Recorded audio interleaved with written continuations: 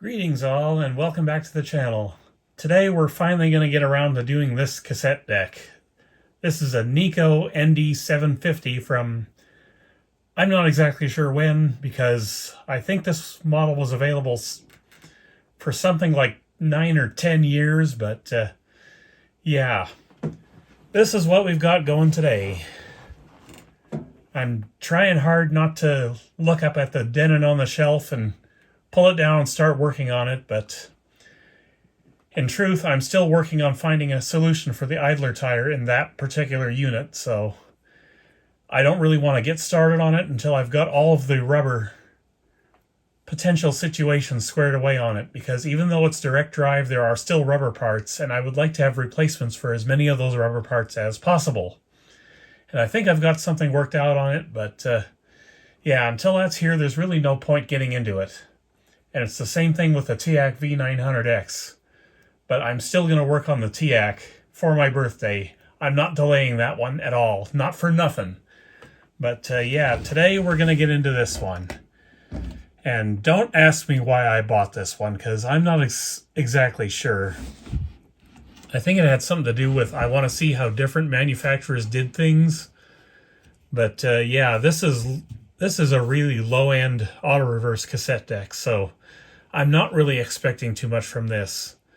In fact, if I think back to the eBay listing, I can't remember if he actually said there was anything wrong with this, so maybe it'll turn out that it'll actually work, which is possible, I guess, but not too likely, I'm thinking. Anyhow, looks like a nice enough deck, at least cosmetically. We've got an analog tape counter here. Adjustable input level, which is always better than automatic level, like you see on later cassette decks that have been cheapened up to the point that you can't do anything with them anymore. We've got Dolby BNC, that's another positive. Metal chrome or normal tape. We've got membrane switches for the buttons, it feels like. I hope those are good. I don't like dealing with membrane switches. Let's get the door off, if it will come off. I don't think it's been off before, judging from how difficult that it was. But I'm feeling the heads with my fingernail. I don't feel any ridges, so I don't think it's got a lot of wear on it. Let's go in for a closer look, shall we?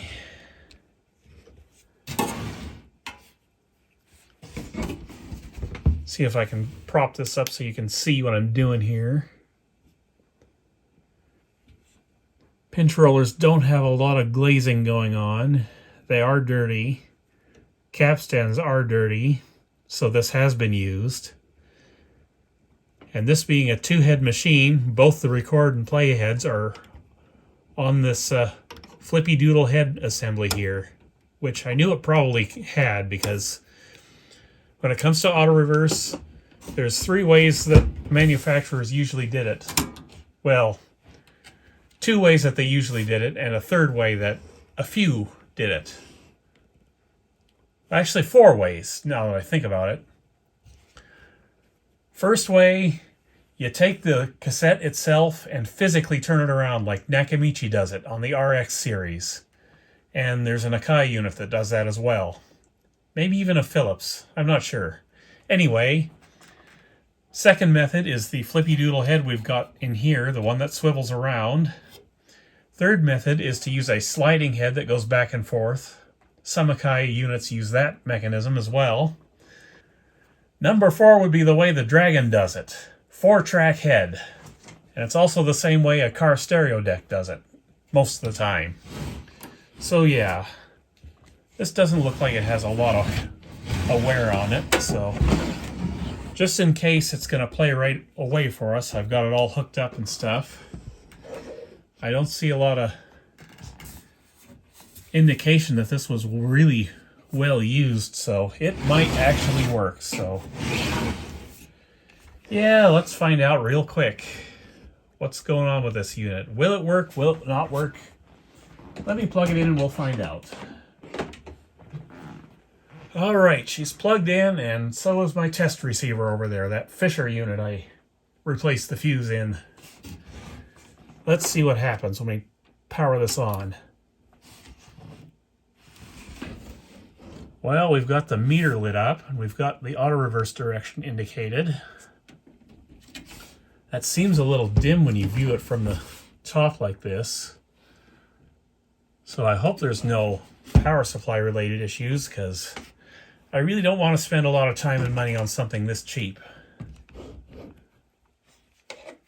And I say cheap even though it's not really that cheap, but whatever, it is what it is.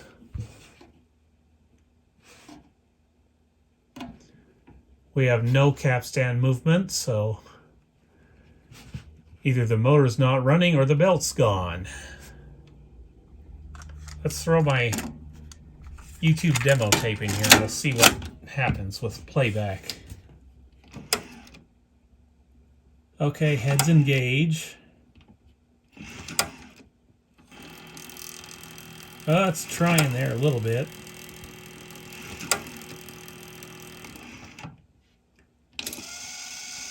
Rewind works. Fast forward works. That'll be on a separate motor. I'm just going to go out on a limb right now and say that this thing probably needs belts. And that might be the only thing that's wrong with it too, so let me get this cover off and we'll see what's going on inside. Alright folks, the screws are out, and I can tell you one thing. Somebody's been into this thing before. I know that because several of the screws were stripped out. So let's see what we've got going on the inside of this thing. If I can get the cover off. Nikon was not in the audio business much past the early 90s, so very unlikely we're going to find much in the way of parts if anything's faulty in here. Alright, let's bring you over here. See if we can see anything at all.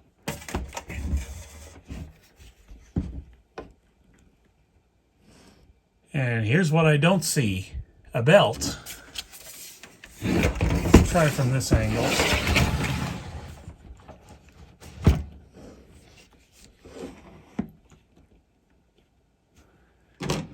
Yeah, I'm going to say the belt's gone. I'm going to say that because it's wrapped around the motor pulley. Great. So yes, we do have something to service on this one.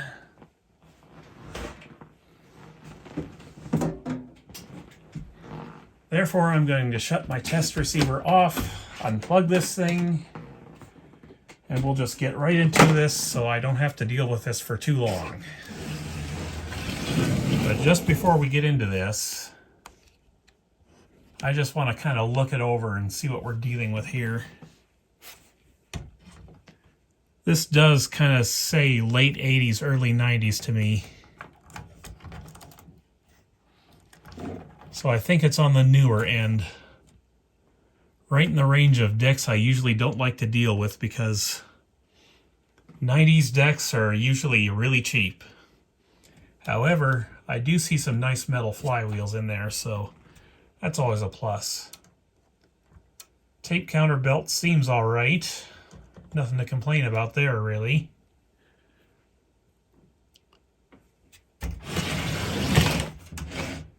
Look at that. Power switch attached to the cassette transport. Lovely.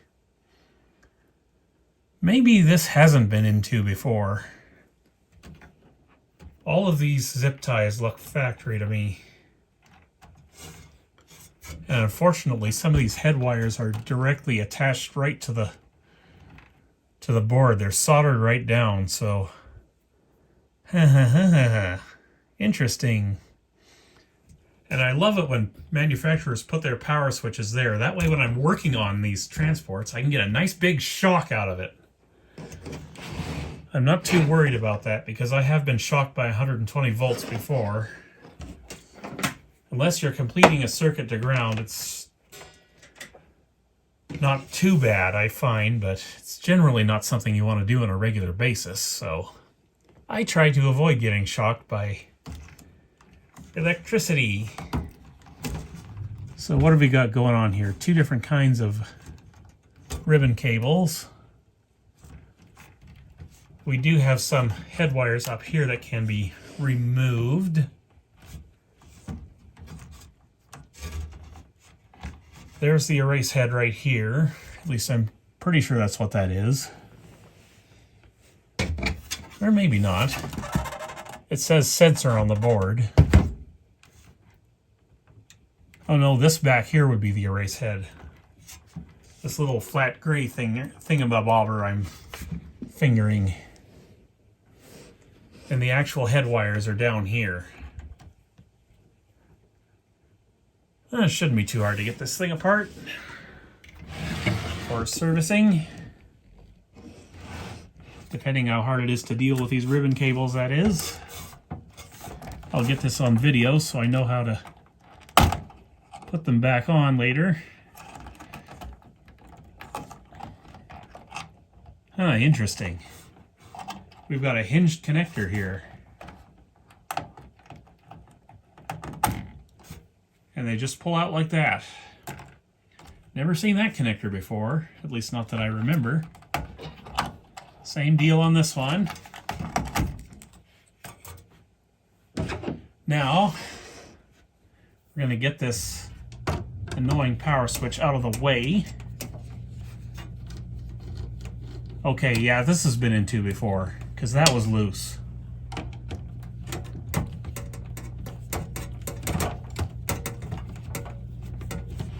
So yeah, hopefully this won't take too long to get up and running, but you never know with these things sometimes. Let's see what else we got going on here. I'll just flop that over yonder so it's out of the way. Man, what a flimsy feeling unit this is. This was not an expensive tape deck. Nikko did not send me their best with this unit. But that's fine, it is what it is. I wanted to try working on something other than the usual Sony Iowa stuff. And to that point, I am already considering what I'm buying next year for this channel. I am strongly thinking I want to get into Pioneer, at the very least. I haven't done any Pioneer stuff yet. And I really want to get into those CTF early 80s, late 70s units. You know, the ones with the blue VU meters? I would love to have a bunch of those units. I'd like to collect as many of those as the Sony units. Now I need my little ratchet, I think, because in order to get that screw, that's going to be a pain. Be right back. Alright, I think we can do this. Maybe. Maybe not. I don't see a way to do this. Thanks, Nikko. Thanks for making it so much harder than it needs to be. Let me get my number 1 extra long screwdriver in here, and we'll... You know what I'm thinking? It's probably easier to do this with the front panel off, and considering how flimsy that thing is, it should not be hard to get off at all. I'm just taking a quick look here. The whole thing's made of plastic, because nothing screams quality like plastic. But yeah, I'm also considering around tax time, depending how things go with that, I would really like to bring something back in from Japan again. And not just anything. I want to get an actual flagship deck from some manufacturer or another from Japan. Something that's only available in Japan, if preferably. There were a few manufacturers that held out their best units for only the Japanese market, and I'm kind of really wanting to take a look at some of those. But Yeah, I just got to figure out here how to get this front panel off, I guess. Yeah, this has got to be the flimsiest deck I've ever serviced so far. I don't know what to say, except that I kind of regret buying it, except for the fact it was only 50 bucks.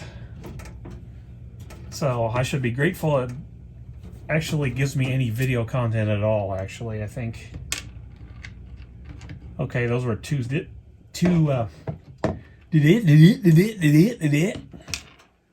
distinctly different screws that came out of those. We got the longer screw that goes down in here. Remember that, self, if you can. So I'll put those there. Come back around, we'll see if we can get this panel off. Well, it's definitely loose now.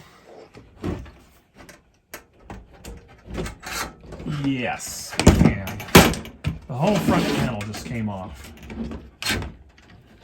So, I just got to find a way to get down to that screw we had trouble getting to.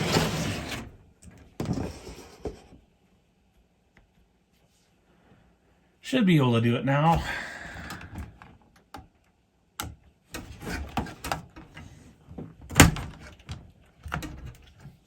And yeah, I know I said I was thinking I was going to get rid of this the second I got done with it, but honestly, I think I'll keep it around now. Units like this are really good for parts. And I'm just noticing we've got a 3-motor mechanism here. Didn't expect that, honestly, from something this cheaply built.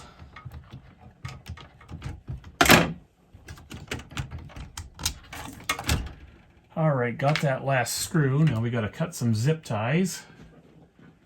If I can just find my cutting implements here.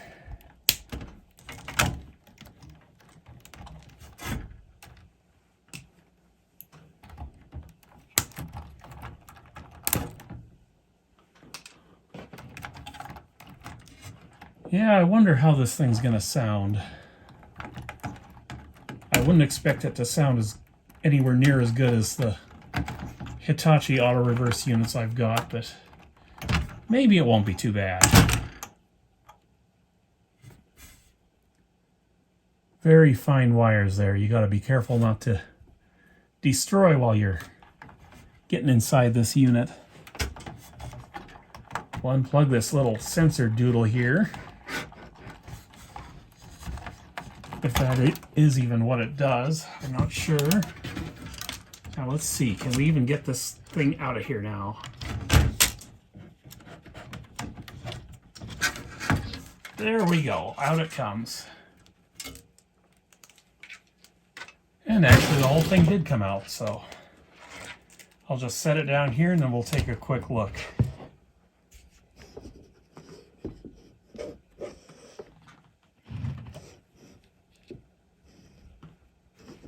Let's see if I can get you a better look-see.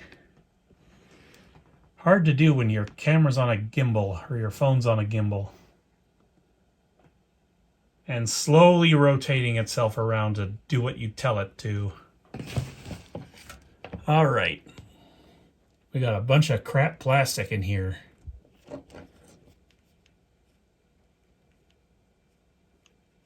This is really cheap. Just black plastic everywhere. I don't see any teeth missing. That's good. Real tables are moving well.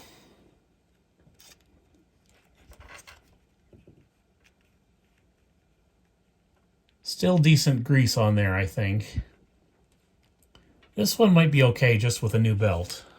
At least that's what I'm kind of hoping here. There's our flippy doodle head assembly.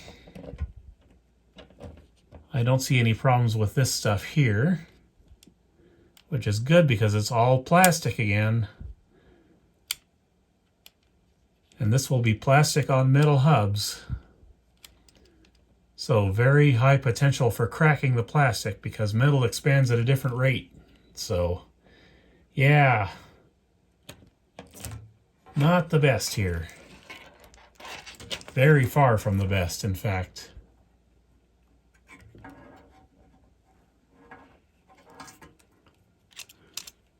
So yeah, I really don't want to spend a lot of time working on this thing, so let's figure out how to get into the back of this, and we will go from there. Hopefully I can figure out how to do this without destroying anything. We do have a screw right there that seems to be holding in a hub of some sort. I hope that doesn't fly into a million pieces when I get it out of there.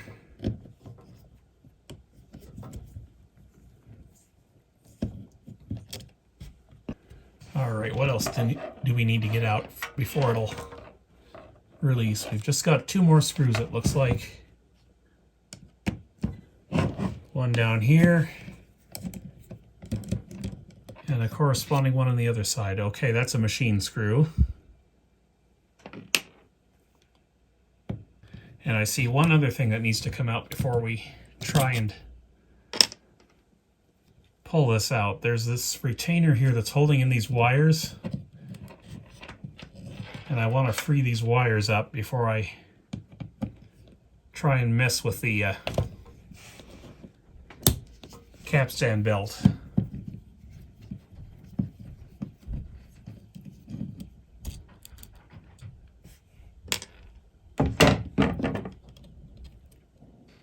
Okay, there we go.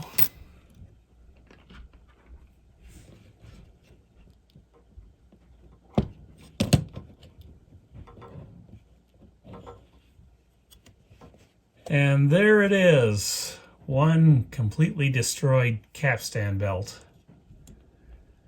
We are going to have to figure out exactly what type of belt this requires. I'm sure we'll be able to get it working again.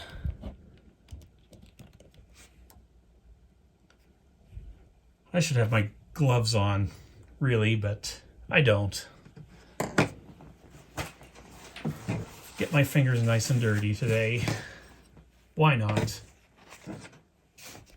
It's Monday. Nothing ever goes bad on Monday. Yeah, that belt's definitely had its day. We're going to go with the cheap Chinese belts on this one because I just don't care about this unit enough to try and get anything better going here.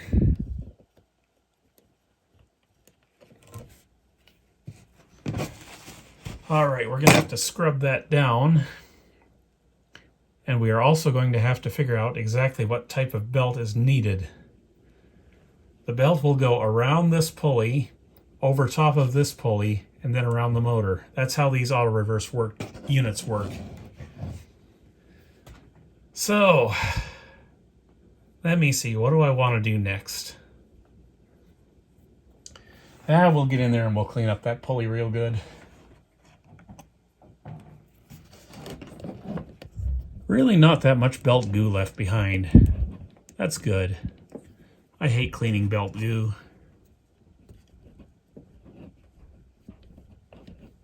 But yeah, units like this are good for keeping around, just so you've got motors for reel drives and capstan motors and little tiny washers that you might need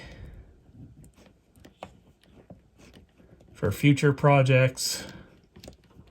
So yeah, I'll get it going today, but make no mistake, this is not due for going into regular service, ever.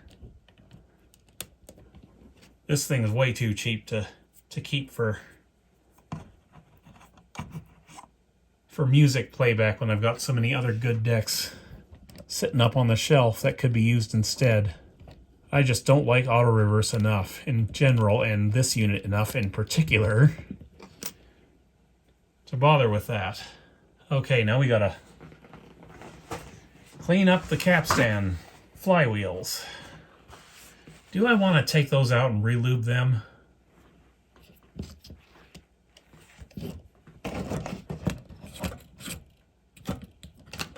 Well, that one's kind of Well, no, they're all right.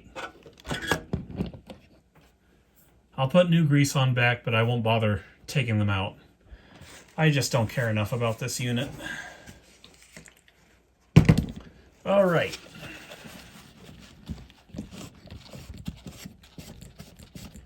I'll just give them a quick once over because that belt really was not in that bad a shape.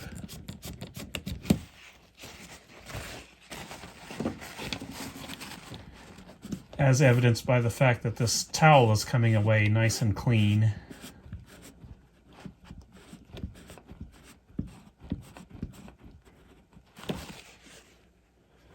Yeah, this thing isn't worth spending a lot of time on, so I won't. Now, figuring out the belt. Okay, so I found my belts, and we're going to use the twine trick to figure out exactly what we're looking for here. Or at least get us in the ballpark. If I can get any electrical tape off this roll, that is.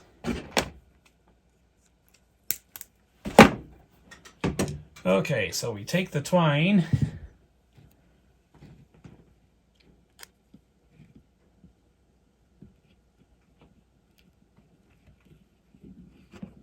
I'm just going to tape one into the flywheel here. Yes, I'll clean it again afterwards, don't worry.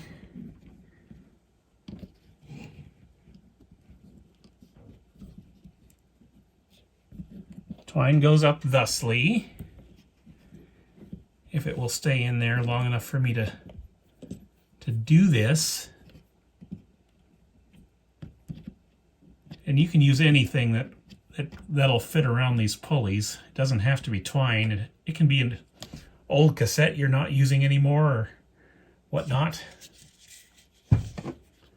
So this will go around the pulley like so. We'll have to set it back into position here. Or wait, that's the wrong way around, isn't it?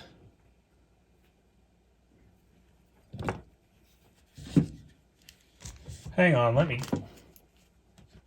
just cut this so we're only dealing with a segment of twine, not the whole friggin' roll here.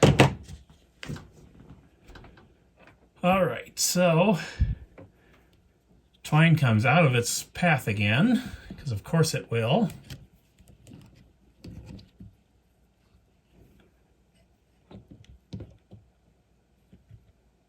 It will go around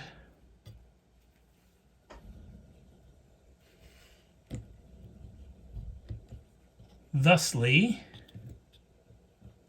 if I can get it to cooperate, that is.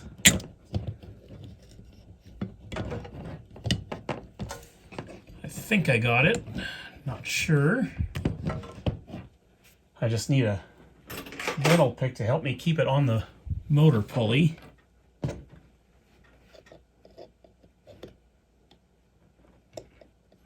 There we go. Now I can pull it around. And right now it's on the motor path, and then we lose it again. Sometimes it takes a lot of patience to do this.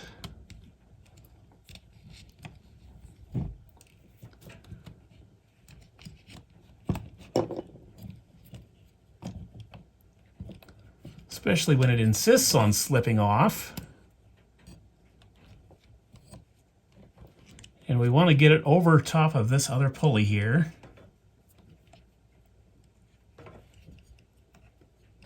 There we go, and right there, that's our path length.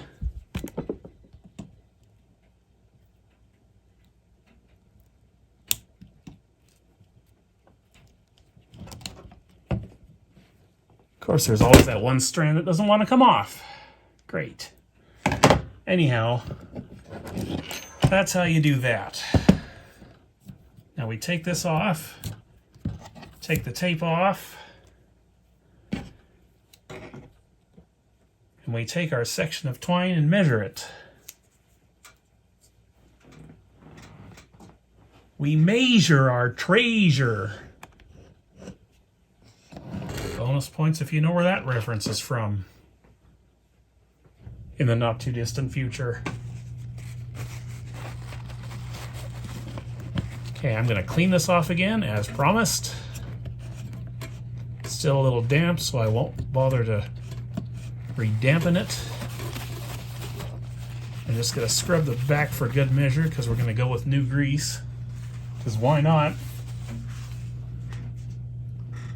It's another thing I'm looking forward to doing in the new year is improving my tooling a little bit.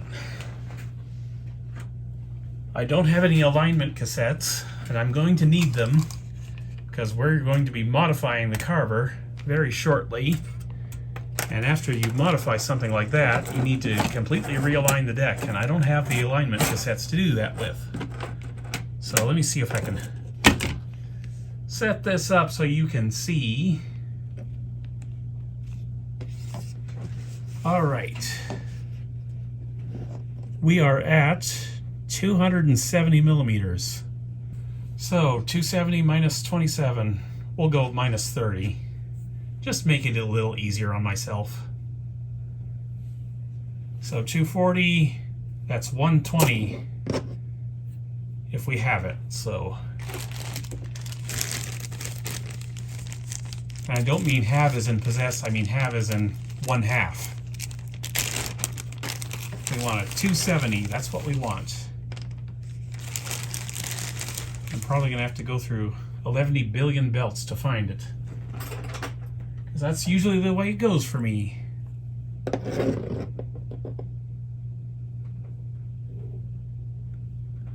That's 80, that will not do.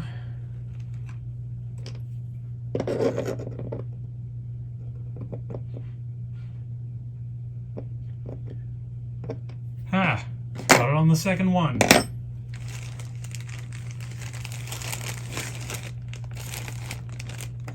No, brain, we do not want to put our used Q-tips inside the bag with all the belts in it. That would not be crumulent. So,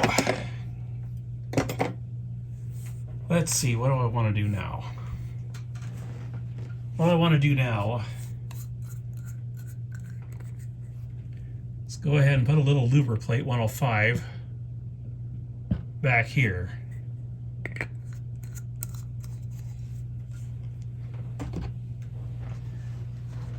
And another thing I want to do now is clean the crap off the other side of the bearing. I don't know if you even saw what I was doing there. Sorry about that.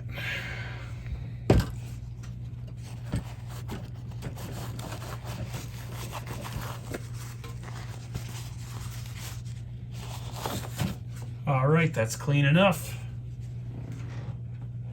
I really don't care about this deck enough to make it perfect. So we'll thread the new belt. And hopefully before you know it, we'll have this thing playing.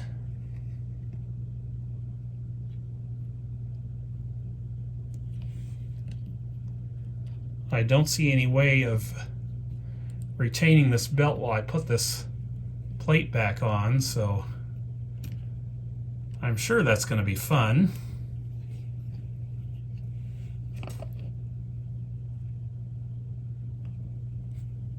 But maybe it won't be too bad. Maybe it'll be actually terrible. So let me just move this back in here. I'll try and hook the belt.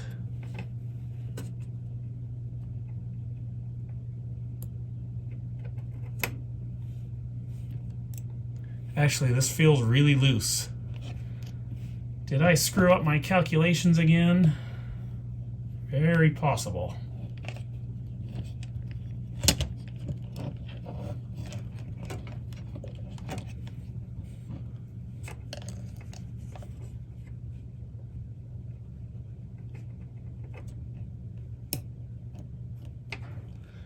All right, it's on. And I see grease where I don't want it.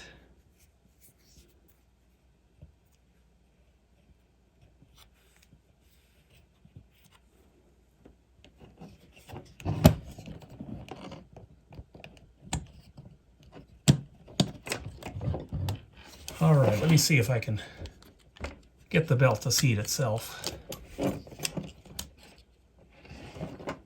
Let's see.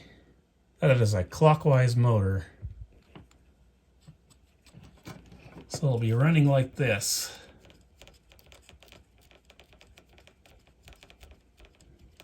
Oh yeah, I think this belt will be fine. Maybe. Maybe not. It's kind of working its way off the pulley on this end. Or maybe not. No, it's fine. It'll work. So all we got to do now is put this back together, and hopefully it'll be playing for us.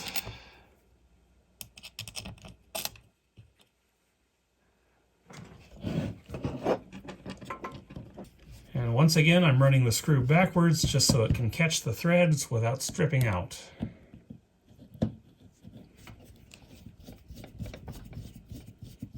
It's a good habit to get into when you're dealing with plastic.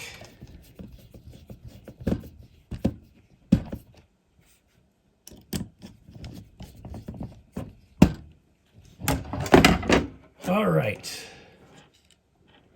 Looks like everything is back together the way it should be. Whether it works or not, we will find out.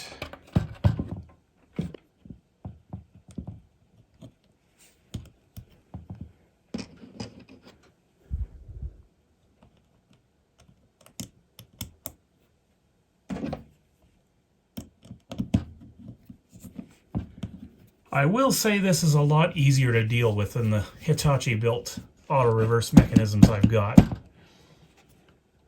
Like the Sansui D905R, that thing's a nightmare to work on. And it's not much easier with that RCA MTR 118 either, because that's basically the same transport.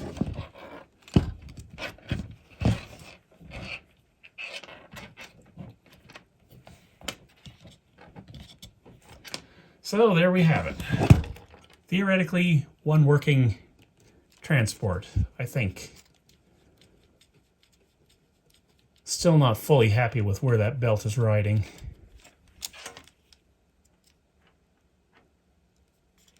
I think I'm actually running it backwards too, so that is a factor as well.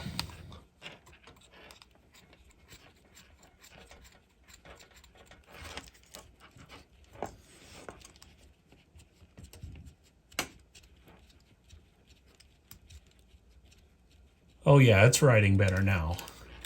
Now that I'm running it the right direction, that is. Okay. So let's come around to the front. We'll do the bare minimum of cleaning up here, I think. Those capstans really do need to be gone over, because they are not clean. So let me move you over here.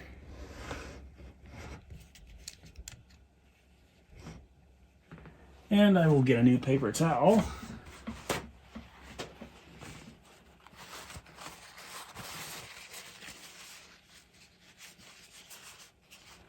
Actually, I don't really need even a full sheet of this stuff. I just need a little bit.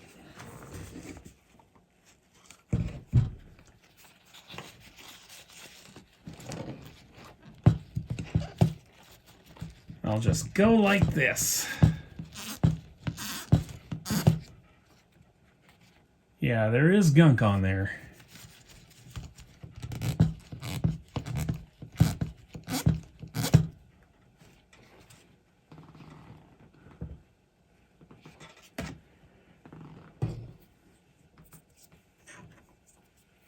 Go in with a Q-tip for a final scrub down.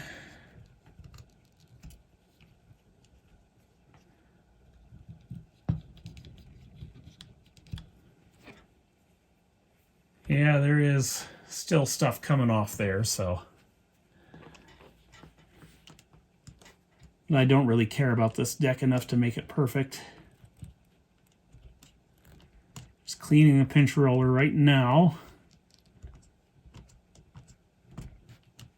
Again, I know Windex is better for this, because it's gentler on pinch rollers, but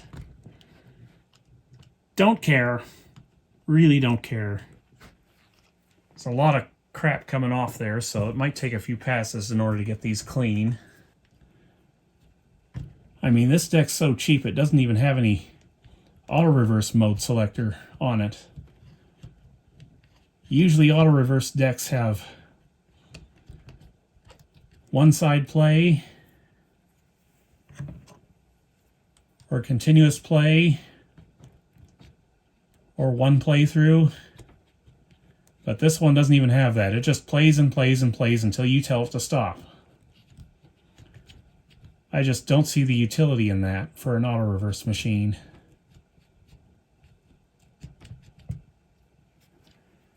And I'm going to call that good enough because I just do not care about this unit.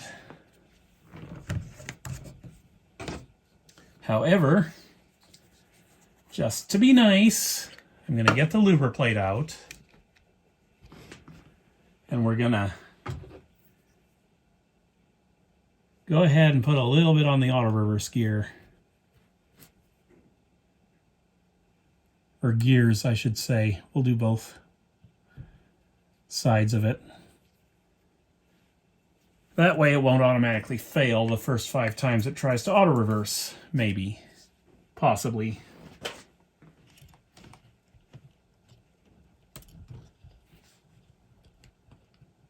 In Sony units, these gears constantly break. And I mean constantly. Witness my CFS 9000 if you don't believe me. Let's see, what else do I want to do? I want to clean the heads themselves and the tape path. So we'll do that too.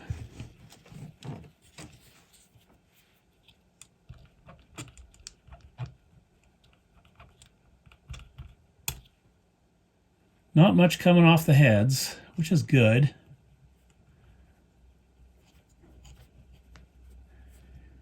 We want to clean everywhere where the tape touches. And we've basically already done that now, so. And you're right, I should probably do these other plastic crap gears with the louver plate as well.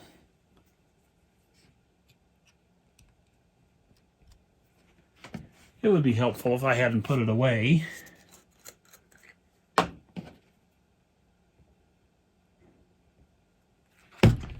Grease makes happy plastics.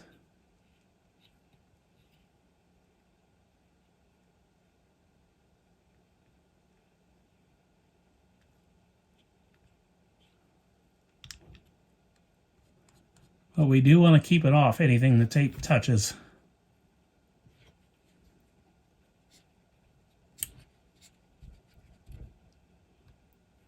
I didn't even get that on the gear, did I?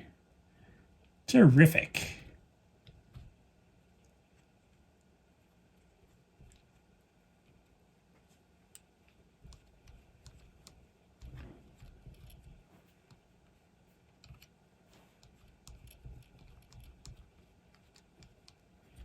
Man, this thing's cheap. Have I mentioned that? Well, I'll mention it again. It's cheap. It's incredibly cheap.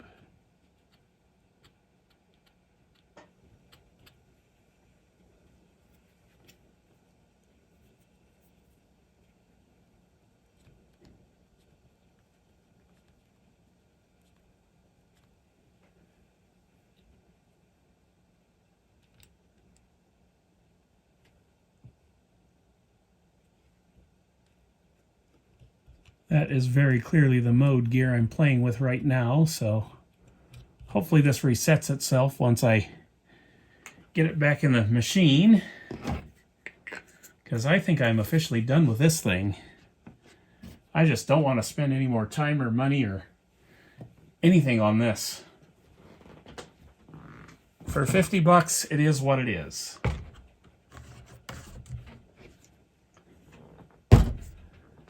All right, what else do I gotta do? Well, I gotta figure out what happened with the counter belt, don't I? Because the counter stayed behind. Terrific.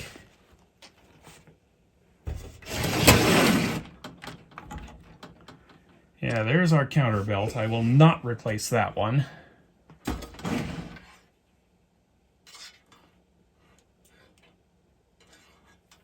So how in the John Henry do I replace this belt? I think what I gotta do is I gotta stretch it around the counter belt pulley, which is just there. And I gotta hold it in place somehow while I get this thing back in the frickin' machine.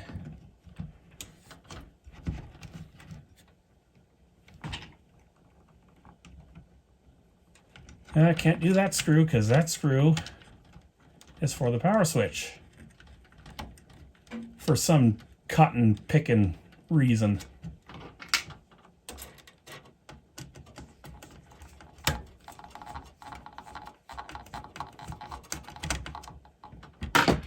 All right, that ought to be enough to get this counter belt on.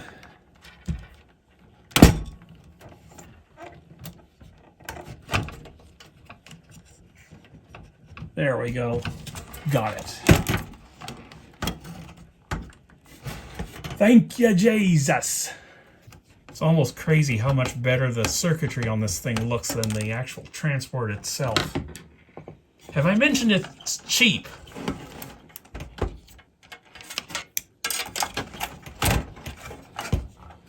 Okay, I'm going to finish putting this back together, and then I'll see you when we're ready to test her out. Alright folks, Captain Flimsy here has been put back together, and we're about to see how it sounds. Power's on, as you can see.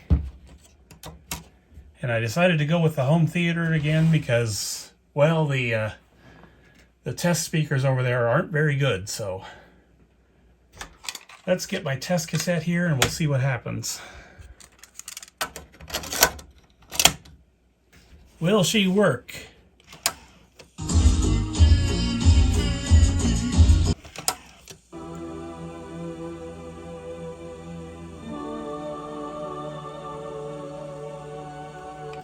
Well, it does work.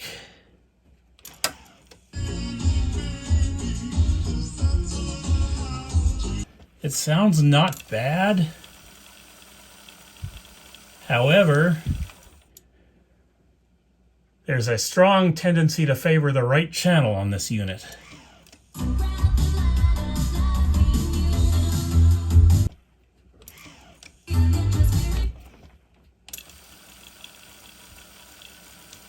Yeah, to Nikko's credit, this mechanism is actually not half bad for in terms of noise.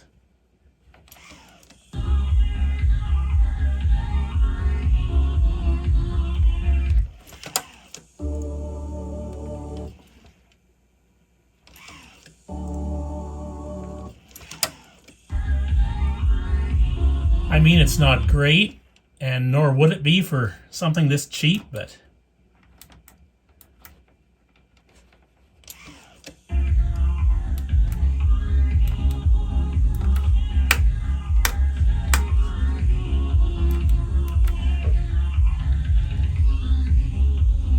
it's really not that half bad, I don't think. It's just I don't care enough in order to get inside this thing and figure out why the left channel is so weak compared to the right channel. It could be that it's just out of alignment, but I don't care enough about this to even do the alignment on this thing, so.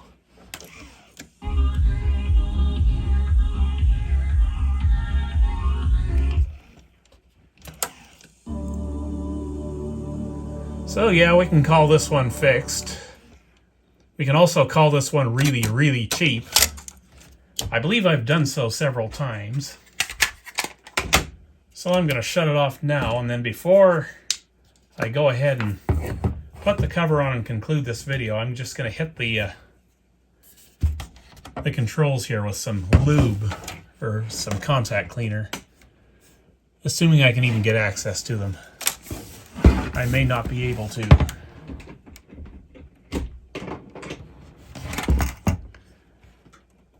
I just cannot get over how flimsy this panel is.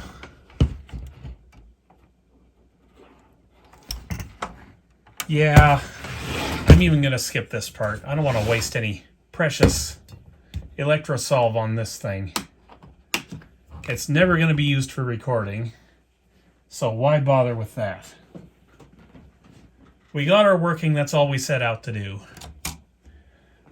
So, I will put the door back on,